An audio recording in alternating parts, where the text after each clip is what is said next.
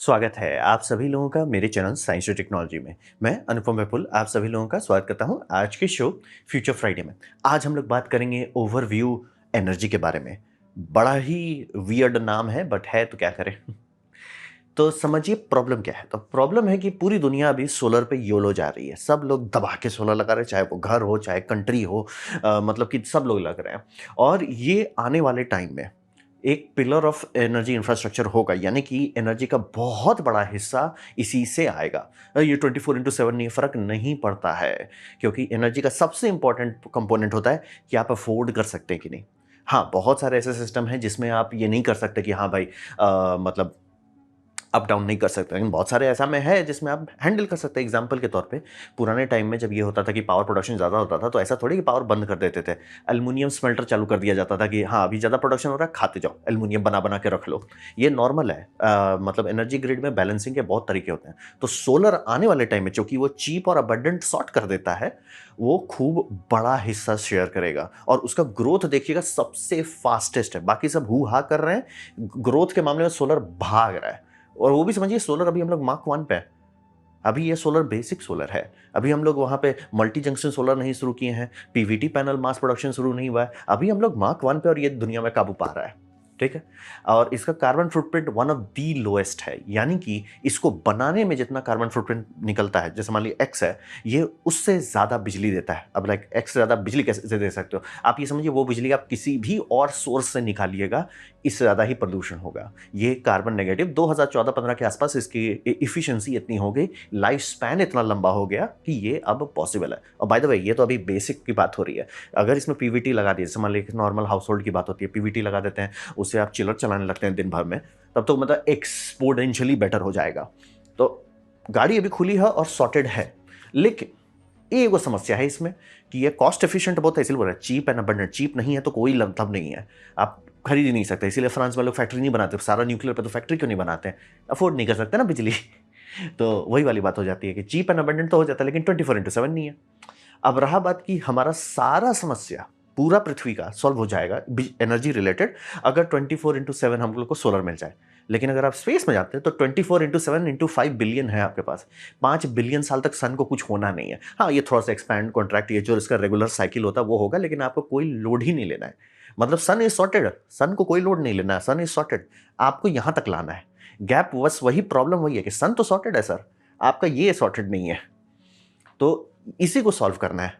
मतलब फ्यूजन पे billions of dollar per year डालना, या ये बना के समस्या आज सॉल्व करना, ये बना के आप अब लोग को समझ में आ रहा है कि ये ही सॉल्व कर लेते हैं, क्योंकि ये हो सकता है। कर रहे हैं लोग, हर के घर के छत पे लग रहा है, हर के पार्किंग लॉट में लग रहा है, गाड़ी आगे बढ़ रही है। लेकिन अगर वो 24/7 वाला समस्या सॉल्व कर देते हैं, बहुत सारा चीज और खुल जाएगा। तो अब बात करते हैं ओवरव्यू एनर्जी। ये वर्ड ही बहुत अजीब चूज किए हैं। इसका मतलब कोई यूनिकनेस नहीं है, तो मतलब गूगल करने में overview of this meaning is like ऊपर से energy, overview of energy Google translate कर रहा है बार बार इसको। खैर, तो इनका हिसाब है कि स्पेस से एनर्जी निकालो जहाँ 24/7/3 मतलब वेदर का टेंशन नहीं है और आपको दिन रात का भी टेंशन नहीं है। और इन्होंने 2022 में ये कंपनी खोली थी एसबर्न में, वर्जीनिया यूएसए में। अब रहा बात की सीईओ मार्क जी हैं ये, जिन्होंने सीईओ बने हुए, ये थोड़े टैलेंटेड टाइप बंदे हैं। कुछ कुछ लोग होते हैं टैलेंटेड, कुछ कुछ लोग होते हैं सही में टैलेंटेड। ये जनाब जी न्यूक्लियर फिजिक्स कर चुके हैं, उसके बाद एरोस्पेस इंजीनियरिंग भी कर चुके हैं, उसके बाद वेपन्स प्रोजेक्ट में भी काम कर चुके हैं। ये उस थोड़े से पहुंच के लौटे हुए आदमी हैं। तो टैलेंटेड है, मतलब टैलेंटेड है। अब रहा बात, इनको अभी जो न्यूज़ में आया वो इसलिए कि मेटा इस पे पैसा लगा दिया, मतलब कि एक समझ लिया आर्ग्यूमेंट, क्या बोलते हैं उसको, मतलब मेमोरेंडम ऑफ अंडरस्टैंडिंग साइन कर दिया है। और 1 गीगावाट के लिए कि आप बनाइए, 1 गीगावाट शुरू का कैपेसिटी हम खरीदेंगे। तो वो इन्होंने कर दिया है अभी। लेकिन इनकी गाड़ी मतलब बोल रहे हैं कंपनी बहुत पुराना नहीं है, गाड़ी अभी एकदम ताज़ा है, फ्रेश खुला है। और ये लोग स्टेल्थ में थे, क्योंकि इन्होंने इंटरनली मतलब प्लान इन्होंने बना लिया, अब उस पर कंपनी बनाया तो टेस्ट तो करना हो। तो इन्होंने एक एरोप्लेन से टेस्ट किया, एक डमी टेस्ट, मतलब प्रूफ ऑफ कॉन्सेप्ट की, जो हम कहना चाहते हैं क्या वो हो सकता है कि नहीं। तो वो प्रूफ ऑफ टेस्ट हो गया, तब ये लोग ओपन में आ गए, स्टेल्थ से बाहर आ गए कि ठीक है सर, अब मतलब हम जो कर रहे हैं वो एक्चुअली हो सकता है, क्योंकि हमने टेस्टिंग किया है। तो थोड़ा मतलब अब जमीन सॉलिड है। तो $20 मिलियन तक तो उठा ही चुके हैं, और ये अभी और कर ही लेंगे, क्योंकि बाय द वे स्पेसएक्स के माध्यम से एक ठो लियो पे टेस्टिंग सैटेलाइट भी बुक किया हुआ है, यानी कि वो लॉन्च होगा आने वाले टाइम में, मतलब शेड्यूल उड्यूल करके रख दिए हैं। तो मतलब अब इनके पास है कि सर अब हम प्रोग्रेस दिखा पाएंगे तो ज़्यादा ज़्यादा पैसा ला पाएंगे। तो बात करते हैं इनका प्रिंसिपल क्या है। इनका प्रिंसिपल है कि बड़े बड़े सैटेलाइट डालो, ठीक है, ये तो बहुत कंपनी ट्राई कर रही है, लेकिन इनको जियो सिंक्रोनस पे डालना है। अब रहा बात कि यहाँ समझना बहुत जरूरी है, यहाँ पे हम लोग जियो सिंक्रोनस का बात कर रहे हैं ना, जियो स्टेशनरी का। स्टेशनरी ज़्यादा एनर्जी खाता है और ज़्यादा प्रोपेलेंट सैटेलाइट में होना चाहिए था, स्टेशन कीपिंग कर सके। जियो सिंक्रोनस थोड़ा लूज है, ऊंचाई में उतना ही है और 24 घंटे में ही कवर करता है। लेकिन अगर आप उसका मतलब उस पर आप एक लेज़र पॉइंटर रखिएगा, धरती पर रखिएगा, तो लेज़र पॉइंटर ऐसे 8 के तौर पे सिंबल वहीं पे रहेगा, मतलब जहाँ पे आपका कंट्री है वह उसके एरिया में ही रहेगा, लेकिन वो मतलब फिक्स नहीं रहेगा। डीटीएच जो direct to home TV set है वो जियो स्टेशनरी पता है, डिश एक एंगल पे कर दी वो फिक्स रहेगा। तो ये लोग वैसा नहीं कर रहे, क्योंकि वो ऐसा करने में सैटेलाइट का दाम भाग जाता है, तो ये लोग नहीं कर रहे हैं। और इनका टारगेट है कि बहुत सारा सैटेलाइट ले लें, लेकिन पागल जैसे नहीं। मतलब कि अगर आपको कोई बोलता है सर हम 2-3 हज़ार सैटेलाइट का बात कर रहे हैं, 50 सकते हैं। आपको कोई बोल रहा है कि हम 40,000 सैटेलाइट डालेंगे, इस लाइक सर थोड़ा ज़्यादा हो जा रहा है। कोई बोले हम मिलियन सैटेलाइट डालेंगे, सर ऑर्बिट में उतना जगह नहीं है जो आप डाल दो। और जगह नहीं एज इन लाइक वॉल्यूम के हिसाब से नहीं कर रहे हैं, इतने सारे चीज, इतने सारे रैंडम वेरिएबल मोशन वेक्टर में है। ऐसे ही अभी आईएसएस की जान निकलते रहती है हर कुछ दिन में कि भैया इसको शिफ्ट करो, इधर मूव करो, वो करो, ये करो। वो अभी हो रहा है, अभी 2026 की बात हो रही है। तो ये प्रैक्टिकल पे है कि सर पहली बात तो हम लोग ऊपर जाएंगे जहाँ पे कचरा बहुत कम है। दूसरी बात यहाँ पे बड़े सैटेलाइट डाले जाएंगे, मतलब 100 मीटर, ये थोड़ा बड़ा है। और हाँ, 100 मीटर कहने का ये लग सकता है बहुत बड़ा है, सरफेस एरिया में बड़ा है, साइज में बड़ा नहीं है। मतलब कि एक पतला सा डिस्क है बड़ा सा, वो बनाएंगे और ये सोलर एनर्जी कलेक्ट करेंगे। और जैसे इनका ओरिजिनल डिजाइन है उसमें सोलर पैनल पे ज़्यादा नहीं खर्च कर रहे हैं और रिफ्लेक्टर डाल दे रहे हैं, सस्ते में कन्वर्ट कर दे रहे हैं कि मतलब ठीक है पैनल है, पैनल पे आप ये डाल दे रहे हो, क्या बोलते हैं, मतलब रिफ्लेक्टर डाल के उसको आप एनर्जी निकाल ले रहे हो। और उस सोलर इलेक्ट्रिकल एनर्जी से ये नियर IR बीम बना रहे हैं, नियर इंफ्रारेड। और रहा बात की वो डायोड, यानी कि जो इलेक्ट्रिसिटी आ रहा है उससे आप लेज़र कितने % इफिशिएंटली बना सकते हैं, वो डायोड लेज़र से कर रहे हैं। वो 50 to 60% इफिशिएंट है, मार्केट में आप खरीद सकते हैं कि ठीक है सर मेरे को मान ली 1 किलोवाट मिल रहा है, तो उसमें से आप समझिए 600 वाट तक मतलब लेज़र आउटपुट में, फोटोन में आ जाएगा, ठीक है।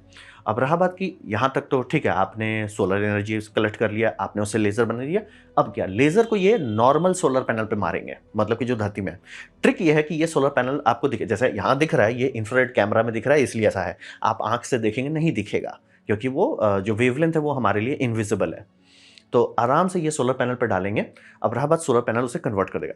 ट्रिक ये है, क्योंकि ये मोनोक्रोमैटिक लाइट है, लेजर है, मोनोक्रोमैटिक है, और इसका जो बैंड गैप है ये काफी मैच किए हुए हैं, मतलब जो वेवलेंथ ये चूज किए हैं, मतलब इंफ्रारेड बस शुरू हो रहा है, डीप इंफ्रारेड नहीं है। डीप इंफ्रारेड नहीं काम करता है वो, मतलब आपका सिलिकॉन नहीं कन्वर्ट करेगा उसको। जो जस्ट बैंड है, मतलब बैंड का ऑलमोस्ट ट्रेलिंग एंड है कि यहाँ पे सर अब और आप वेवलेंथ आपका लंबा हुआ तो अब ये पैनल गर्म होगा, बिजली नहीं बनाएगा, बैंड गैप से बाहर निकल जाएगा। ये एकदम उस नैरो स्पॉट में जहाँ पे हम लोग को दिखेगा नहीं और ये बिजली बनाएगा। तो वहाँ पे अब ट्रिक है, जो कि मोनोक्रोमैटिक है, एग्जैक्टली मैच कर रहा है, तो 50 to 70% कन्वर्शन इफिशिएंसी मिल जा रही है इनको। अब रहा बात कैसा हो सकता है, हर सोलर पैनल में होता है। अगर आप उसको एग्जैक्टली वही वेवलेंथ दीजिएगा जिसके लिए वो बना है, मतलब जो उसका सिलिकॉन बैंड गैप है, वो कन्वर्शन इफिशिएंसी उतनी आएगी। ये नॉर्मल चीज़ है। हम लोग जनरली सन जो है ब्रॉड स्पेक्ट्रम है, दिक्कत वही है। इसीलिए आपको सैटेलाइट में जो अथा महंगा सैटेलाइट होता है, जैसे मिलिट्री सैटेलाइट होता है, उसमें आपको ट्रिपल जंक्शन सोलर सेल लगाया जाता है कि भैया एक सेल जो है इस बैंड को खाएगा, दूसरा दूसरे बैंड को खाएगा, तीसरा तीसरे को खाएगा। कुछ कुछ कंपनी तो अब कर रही है 4 को। वो लोग 51% इफिशिएंसी कब का क्रॉस कर चुके हैं, लेकिन वो ब्रॉड स्पेक्ट्रम में है।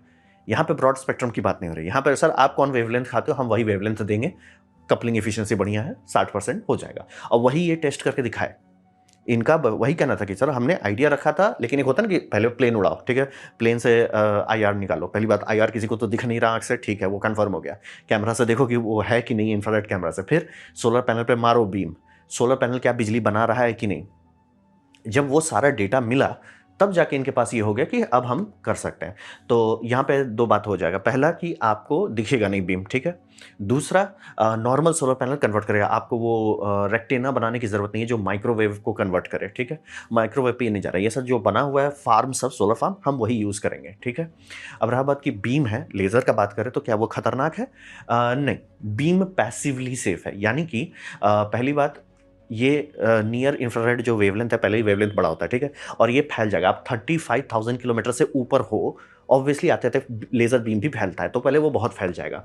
दूसरी बात, ये लोग टारगेट नहीं कर रहे हैं कि एक बीम एकदम स्पॉट साइज ये छोटा रख ही नहीं, इनका है कि सर ऐसा हम लोग कई सारा सैटेलाइट रखेंगे और कई सारे सैटेलाइट एक जगह पे बीम बनाएंगे, तो आपका पॉइंट सोर्स खूब सारा है। मतलब ऐसा सोचिए कि एक बहुत हाई पावर एलईडी नहीं है, बहुत सारे छोटे छोटे एलईडी ग्लो कर रहे हैं, और इनका टारगेट आएगा 300 वाट पर मीटर स्क्वायर के आसपास, 3 to 600, मतलब उस जोन के अंदर रहेंगे। अब रहा बात, क्या उसमें अगर कोई देखने लगता है क्या उसका आंख जलेगा? नहीं। क्यों? आपका सन भी उसी पे रहता है, सन एक्चुअली 1000 से ऊपर चलता है, तो आपको दिक्कत नहीं है। तो 3 to 400, और प्लस चूंकि वो पॉइंट सोर्स नहीं है, सन हमारे आंख को नुकसान इसलिए करता है ना कि मान लिया अगर ये आंख आपका खुला हुआ और आप धूप में बहुत देर चौंधियाने क्यों लगता है? बात है कि आपका लेंस जो है, आंख का लेंस जो है वो वापस बैक फोकस कर रहा है, और वो स्पॉट है, स्पॉटलाइट टू स्पॉटलाइट बन जा रहा है, आपका रेटिना स्वाहा हो जा रहा है। ये स्पॉटलाइट बनाएंगे नहीं, क्योंकि एक एक जो है, जो बहुत सारे छोटे छोटे स्पॉट है, चौंधियाएगा नहीं। तो वही मतलब कि अंदर मैथमेटिकल के हिसाब से ये लोग का पूरा फिलॉसफी ऐसा है कि सर आपको पैसिवली सेफ है, मतलब कोई भी देश का कोई भी रेगुलेशन को हम एक्सीड नहीं करेंगे। और ये वेवलेंथ वही है जो आपका सेल्फ ड्राइविंग गाड़ी का लाइडार होता है, आईफोन का कैमरा में लाइडार जो होता है वो वही वेवलेंथ है। तो ये वेवलेंथ ऑलरेडी हम लोग को मिलता रहता है। और चूंकि ये रात को पड़ रहा है, आपका 300 to 600 वाट मीटर के अंदर है, पता नहीं चलेगा, वो एरिया नहीं ढीपने नहीं लगेगा। और रहा बात, जो एनर्जी आ रहा है वो कन्वर्ट ज़्यादा इफिशिएंटली होगा, क्योंकि ऑब्वियसली बैंड मैच कर रहे हैं, ये उनका क्लेम है, प्रिंसिपल यही है। अब रहा बात, वो तो हो गया प्रिंसिपल। इकोनॉमी का क्या है? यहां पे देखिए, ये सैटेलाइट का नंबर थोड़ा रीजनेबल रखे हमने। बहुत सारे का देखा कि हम ना लोअर ऑर्बिट में रखेंगे 50,000 लगा देंगे, इसलिए सर वो थोड़ा आप बह गए। तो इनका नंबर थोड़ा रीजनेबल है, हंड्रेड्स की बात हो रही है, वो हो सकता है, उतना तो कम्युनिकेशन सैटेलाइट ही पड़ा हुआ, कोई बड़ी बात नहीं है। फिर रहा बात कि जियो सिंक्रोनस रख के ये पैसा बचा रहे हैं और 24/7 कर रहे हैं। लो अर्थ ऑर्बिट में सबसे बड़ा दिक्कत ये आता है कि आपका जो भी सैटेलाइट है वो बहुत कम देर के लिए सूरज में रहता है। सूरज में आया फिर धरती के छांव में जाएगा, सूरज में आया धरती के छांव में जाएगा, आया छा गया। वो बहुत कम टाइम, मतलब उसको बैटरी बहुत बड़ा लगाना पड़ता है। जब आप जियो सिंक्रोनस का बात करते हैं, जो ऐसा टेढ़ा वाला ऑर्बिट रहता है, इसमें सन के टाइम आप ऑलमोस्ट सन को ही देख रहे हो, मतलब कि मेजॉरिटी टाइम आप सन में रहोगे। थोड़ा सा एक दो स्पॉट है जहां पे या तो आप अपना ऑर्बिट को थोड़ा सा टिल्ट कीजिए ताकि सन में ही रहिए, या छोड़ दीजिए थोड़ा देर के लिए आप शैडो में चले जाइएगा। और जैसा इनका टारगेट है कि खुद सारे रखेंगे, ये जाने दे रहे हैं सैटेलाइट को कि ठीक है तुम जाओ।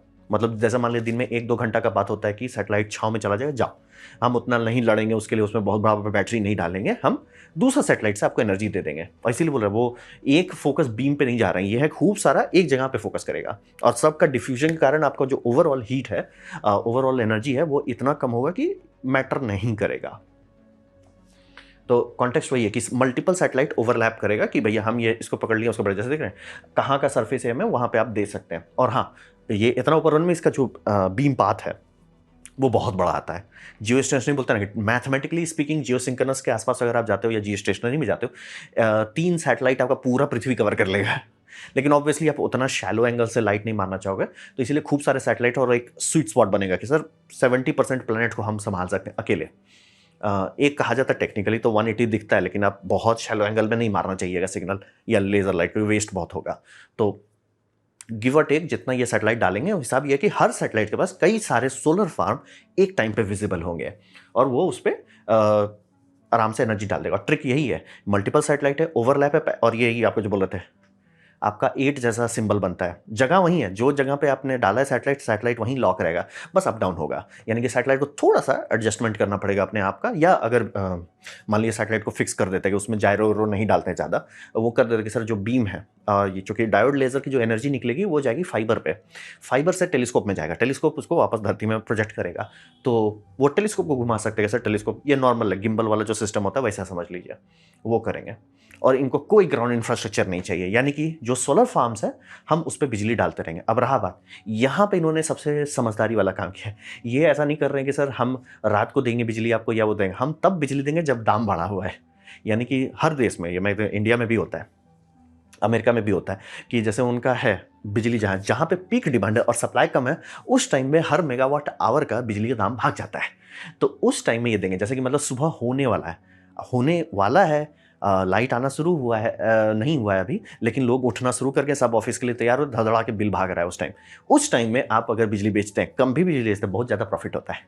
पीक टाइम पे आप बेच रहे हो। सेम वही होता है कि सब लोग धूप अभी डूबा है और डूबते ही बिजली का दाम भाग जाएगा, क्योंकि सब लोग घर पहुंचेंगे रफली उस टाइम में, धड़धड़ा के डिमांड भागेगा, उस टाइम आपका सोलर है नहीं, ये उस टाइम में। और इसीलिए सैटेलाइट जो एक स्पॉट में रखने का फायदा है, वो एम करता रहेगा, यहाँ मार्केट बढ़ गया यहाँ ले लो, यहाँ बढ़ गया यहाँ बढ़ ले लो। और ये पावर डिस्पैचर का काम यही होता है कि कहाँ से पैसा आ रहा है, कैसे बैलेंस करना है, वो करते रहना है। ये पूरा जैसे स्टॉक मार्केट है वैसे पावर का भी मार्केट चलता है अलग से। और ये वही बोल रहा है कि जो सोलर फार्म है सब में हम संभालते रहेंगे। वही 900 to 1000 नैनोमीटर के अंदर बात कर रहे हैं, 1200 से नीचे ये समझना बहुत रहे। इंफ्रारेड में बहुत सारे बैंड होते हैं, नियर इंफ्रारेड, मिड इंफ्रारेड, फार इंफ्रारेड। यहाँ पे हम लोग बात कर रहे हैं नियर इंफ्रारेड, मतलब कि ऑलमोस्ट नॉर्मल कांच से आप इसको देख पाएंगे, मतलब आपके मोबाइल कैमरा में अगर वो हटा दिया जाए IR फिल्टर तो दिखने लगेगा। तो ये कर लेंगे, मैच इफिशिएंसी कर रहे हैं। और सोलर फार्म आपको रात को भी चला सकते हैं अगर आप पे करते हो, लेकिन वो जब चलाएंगे जब आपको उसकी ज़रूरत है और एनर्जी डेंसिटी सेफ है और कोई देख नहीं पाएगा कि अच्छा चल रहा है। जैसे वही हमको बड़ा अजीब लगता है कि हम स्पॉटलाइट दिखाएंगे, सर लोग देखना नहीं चाहते कि रात को कहाँ से बिजली आ रही है, वो हटा दे रहे हैं। टेक इनका इनएफिशिएंट है, ये मैं एकदम क्लियर। इतना लंबा रास्ता, सन लिए, सन को सोलर पैनल से कन्वर्ट किए, सोलर पैनल से लेज़र में कन्वर्ट किए, लेज़र से लेज़र मारे, लेज़र फिर कन्वर्ट किया इलेक्ट्रिसिटी में, बहुत इनएफिशिएंट है। ये बात एकदम सच है। इनके सीईओ ओपनली बता रहे हैं कि सर वो एफिशिएंसी का तो बात ही नहीं करना है आपको, लेकिन हम उस पर मिसाइल जो मार रहे हैं, हम मार रहे हैं अवेलेबिलिटी से। ये सर 24/7 चलेगा। और ग्राउंड वालों को हम सेल करेंगे कि सर रात को अगर आप बिजली बेचते हो कितने दाम में बेच पा, जैसे मान लीजिए सिंपल एग्जांपल देते हैं, सोलर फार्म है, दिन में अगर वो बिजली बेच रहा है तो 2 रुपया यूनिट बेच रहा है, रात में वही सोलर फार्म कहाँ से बिजली लाता है उनका हेडेक है। रात को अगर वो बेचना शुरू कर देते हैं 3 से 5 में बेच पाएंगे, सेम सरकार में। तो हिसाब वही है कि हम उस टाइम में, जिस टाइम आपका सबसे ज़्यादा प्रॉफिट होता है, हम उस टाइम बेच पाएंगे। आपको नया सोलर फार्म लगाने की जरूरत है। बाय द वे भारत में बहुत सोलर है, बड़े बड़े फार्म की बात करें, बड़ा बड़ा है। वैसा 4-5 तो और कीजिए, हो जाएगा पूरा भारत का एनर्जी कवर। तो हम लोग करते क्यों नहीं सर? कर रहे हैं। दूसरी बात ये होता है कि कुछ ही देर वो चलता है, तो अवेलेबिलिटी इनका मेन सेलिंग पॉइंट है। ये नहीं सेल करेंगे sir best of the best, most efficient.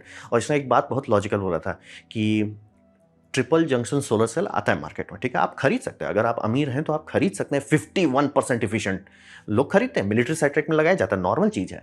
लेकिन कोई उसे घर में क्यों नहीं लगाता? आप अफोर्ड ही नहीं कर सकते। जैसे आप स्टारलिंक देखिए, इतने सारे सैटेलाइट डाल रहे हैं, वो उनको तो सबसे ज़्यादा फायदा होगा ना, उनको सबसे ज़्यादा नुकसान होगा, क्योंकि वो अफोर्ड कर सकते हैं सैटेलाइट ज़्यादा लॉन्च करना। तो इनका लॉजिक वही है कि हर चीज़ हम ऐसा कर रहे हैं जो कॉस्ट ऑप्टिमाइज्ड है, कि क्या अफोर्ड करें। जैसे बोलते हैं ना, ROI अगर आपका नहीं होगा सिस्टम में, कोई फायदा नहीं है। ये ROI पे फोकस कर रहे हैं, इसीलिए इफिशियंसी के पीछे उतना भाग ही नहीं रहे। इनका कि सोलर आपको चीप एंड अबंडेंट दे दे रहा है। सोलर आपको क्या नहीं दे रहा है? सोलर आपको दे रहा है कि सर हम आपका अप टाइम नहीं दे सकते, ये देगा। अब रहा बात की एक दूसरा बात आता है, ठीक है चलो आपने डे एंड नाइट को ओवरलाइट कर दिया, लेकिन वेदर तो आप नहीं हटा पाए। वेदर तो अभी भी है, जैसे मान ली क्लाउड कवरेज आएगा, ये वेवलेंथ जो है ये तो क्लाउड बोलेगा ना जी ना, तब क्या कीजिएगा?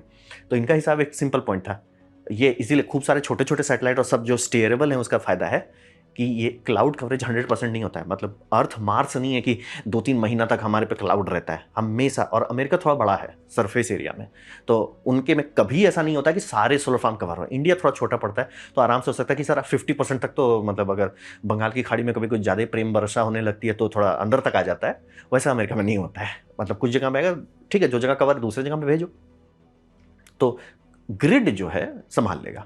और इनका है कि वो अभी जैसे हमारे देश में ग्रिड का जो खरीद बिक्री होता है, या तो स्टेट लेवल पे होता है या बहुत हुआ तो रीजन लेवल पे होता है, पूरा कंट्री पे भी नहीं होता, और ग्लोबल तो छोड़ दीजिए। ये है कि सर हम ग्लोबल कर देंगे। मतलब आप अमेरिका में हो, मैक्सिको वाला चाहता है, ठीक है, अमेरिका में डिमांड नहीं है, मैक्सिको ज़्यादा पे कर रहा है, मैक्सिको को दे देते हैं। फिर बोल रहे ना, जो है इंडिया में दिक्कत ये होगा कि हम मान ली इसरो बनाता भी तो पाकिस्तान को तो देगा नहीं नेपाल को दे सकते हैं, श्रीलंका को दे सकते हैं, चाइना को तो देने का मूड होगा नहीं। आप किसको देंगे यार? अपने अगल बगल अच्छे मित्र नहीं है, और नीचे खाई ये है, समुंदर है, क्या देंगे उनको? लेकिन फायदा है अमेरिका वाले को कि दो अमेरिका भी धरो, यूरोपियन यूनियन को तो बहुत फायदा है, सब मिल बांट के करो सब। हाँ भैया अभी फ्रांस में तूफान चल रहा है, जर्मनी में बिजली दे दो। तो ये अप टाइम। और इनका दूसरा बात है कि अप टाइम की ये फोकस नहीं कर रहे हैं आपका सोलर फार्म पे, ये फोकस कर रहे हैं सैटेलाइट पे। सैटेलाइट महंगा है, सैटेलाइट को 100% यूज करो ताकि उसका मतलब ROI आए। आपका सोलर फार्म जो फिक्स्ड है हम उससे ऊपर ले जा रहे हैं, आप ऑब्वियसली ROI से डबल ट्रिपल चल रहे हो, तो सेंस वही बनता है इकोनॉमिकली। अब बात बनता है भविष्य में क्या होगा। तो यहां पे समझिए कि बहुत सारे कंपनी का मैंने आइडिया देख चुका हूं सोलर बनाने का। ये सबसे मतलब बहुत ज़्यादा नहीं फूके हैं, ऐसा समझिए, फार आउट देयर नहीं है। और ये एनर्जी मार्केट पे फोकस करना, प्रॉफिटेबिलिटी पे फोकस करना, वो लॉजिकल चीज़ है। क्योंकि सर प्रॉफिट नहीं होगा, ये हुलुलु वाली बात हो जाएगी, बनाने का बना दो, फिर बस ठीक है, फिर उधारी भर रहे हैं उसका, कोई फ़ायदा नहीं होगा। और ये ब्रूट फोर्स नहीं कर रहे हैं, ये सबसे ज़्यादा मेरे को लॉजिकल लगा कि फोर्स नहीं कर रहे। बहुत ज़्यादा हम मिरर लगाएंगे, 25-26 हज़ार सैटेलाइट एक जगह पे मिरर फोकस करें, इट्स लाइक क्यों? उतनी की ज़रूरत नहीं होनी चाहिए। और वही बोला कि 300 से 600 के अंदर रह रहे हैं, मतलब वो ठंडा का मौसम होता है, आपको पता नहीं चलेगा।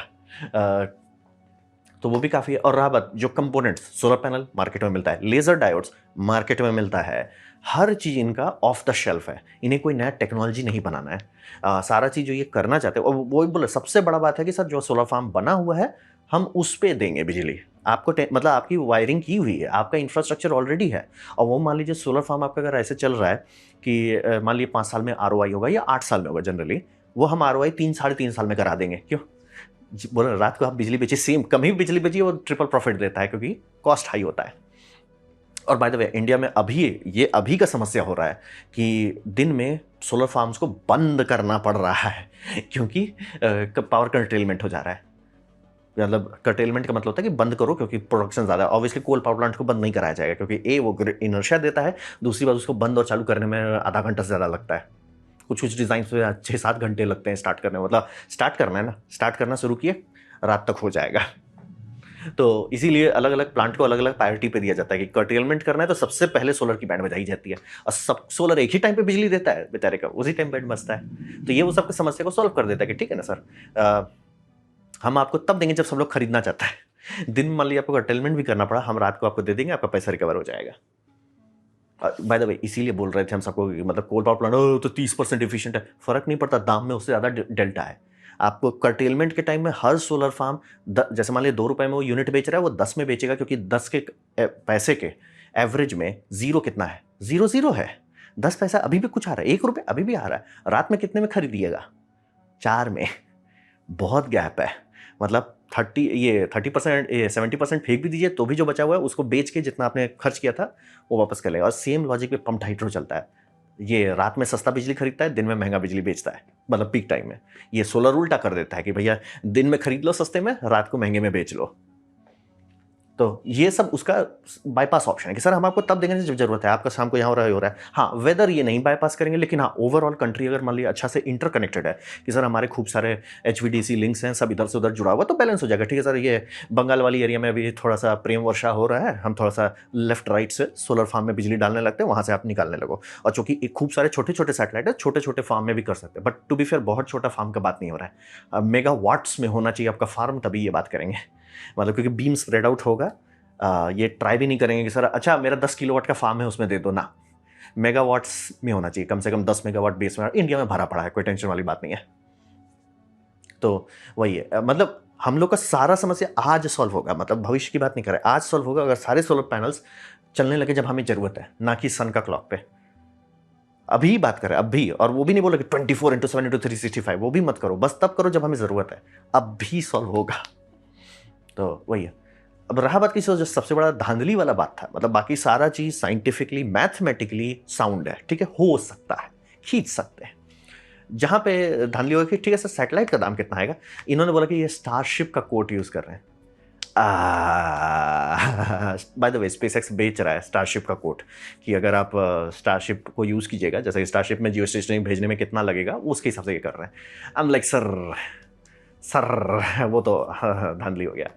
टू बी फेयर इनके पास एक बैकअप ऑप्शन भी है, क्योंकि ये लो अर्थ ऑर्बिट में जाने का दाम फिक्स है, मतलब वो सॉर्टेड है, वो आप आज बेट कर सकते हैं। लो अर्थ ऑर्बिट में हम भेज देंगे और उसके बाद आयन प्रोपल्शन का इस्तेमाल करके ऊपर ले जा सकते हैं। और इनके पास 2 बेनिफिट है। पहली बात, ये सिर्फ सोलर पैनल है, ये बहुत इलेक्ट्रिकल एनर्जी रखते हैं, यानी कि छोटा सा भी आयन थ्रस्टर दहाड़ के इसको ऊपर ले जा सकता है। टाइम थोड़ा लगेगा लेकिन मैनेजेबल है। तो उनके पास आयन थ्रस्टिंग का टेक्नोलॉजी आ जाता है, तो वो ज़्यादा प्रैक्टिकल है, लॉन्ग टर्म ऑप्शन है कि मतलब लोअर ऑर्बिट में वो अपने आप धीरे धीरे ऊपर चल जाएंगे। तो वो एक ऑप्शन है। आइडियली आप चाहोगे डायरेक्ट वहाँ लॉन्च कर दो, बट अगर नहीं कर सकते तो ऑर्बिट रेजिंग मैनूवर है, और आपके पास इतना इलेक्ट्रिकल एनर्जी है कि करना उतना मुश्किल नहीं होगा। तो ओवरऑल ये आइडिया थोड़ा कुछ कुछ चीज़ है जिसमें डाउट है। जैसे पहली बात, क्या वो बैंड जो IR का बैंड बात कर रहे हैं, क्या वो उतना एफिशिएंट है, हाँ या ना। दूसरी बात, आपका सैटेलाइट का दाम पे तो सबको डाउट हो रहा है। बट टू बी फेयर ये लॉन्च करेंगे, मतलब 2027 में इनका लॉन्च है, जो बुक किया हुआ है सैटर्न बोल रहा हूँ, फाल्कन 9 पे राइट शेयर में प्रूफ ऑफ कॉन्सेप्ट, क्योंकि वो प्लेन से उड़ा के इन्होंने देख लिया, अब लो अर्थ ऑर्बिट से उड़ा के देखना है कि सर लो अर्थ ऑर्बिट से आता है कि नहीं, क्योंकि अगर लो अर्थ ऑर्बिट से आने लगा तो जियो स्टेशनरी से भी आएगा, बस बीम फैलेगा ज़्यादा, बट वो तो इनको पहले से ही पता है बीम फैलेगा, और वो चाहते हैं बीम फैले ताकि वो इशू ना हो कि किसी का आंख चले या कुछ हो। तो सबसे कम हुआ मैंने इन्हीं का देखा है, और इकोनॉमिक में इतना ध्यान देना वो ज़्यादा संभावना बढ़ाता है कि शायद आप कर लो, ये नहीं कि हम ये होगा तो वो कर देंगे, हर सही पे दीर्घई नहीं। सर क्या कर सकते हैं आज का टेक्नोलॉजी पे, तो वो स्टारशिप का कोट जो है जियो स्टेशनरी वाला सिंक्रोनस वाला, वो थोड़ा सा धांधली लगा, बाकी सारा चीज़ टेस्ट करने लायक है। तो ये था मेरा प्रेजेंटेशन, ओवरव्यू एनर्जी, बड़ा अजीब नाम है। उम्मीद करता हूँ आपको अच्छा लगा, कुछ सीखने मिला, कुछ समझ में आया। अगर ऐसा है लाइक कर दे, दोस्तों शेयर कर दे, उससे मेरा काफ़ी भला होगा। मज़ा आया है तो हाई पे दबा दीजिए, नहीं अच्छा लगा, नहीं पसंद आया कोई बात नहीं, आप डिसलाइक दबा सकते हैं, मैं कमेंट डिसलाइक 2 बार दबाएं, उससे मुझे पता चलेगा कितना ना पसंद हुआ है। मैं आपसे कहूँ कमेंट लेके, मैं हर कमेंट को पढ़ने की कोशिश करता हूँ। आपसे कहूँ सब्सक्राइब कीजिए, बेल दबाइए, आप फ्री हैं तो। आपने वीडियो देखा, जानकर जो बहुत खुशी हुई, धन्यवाद।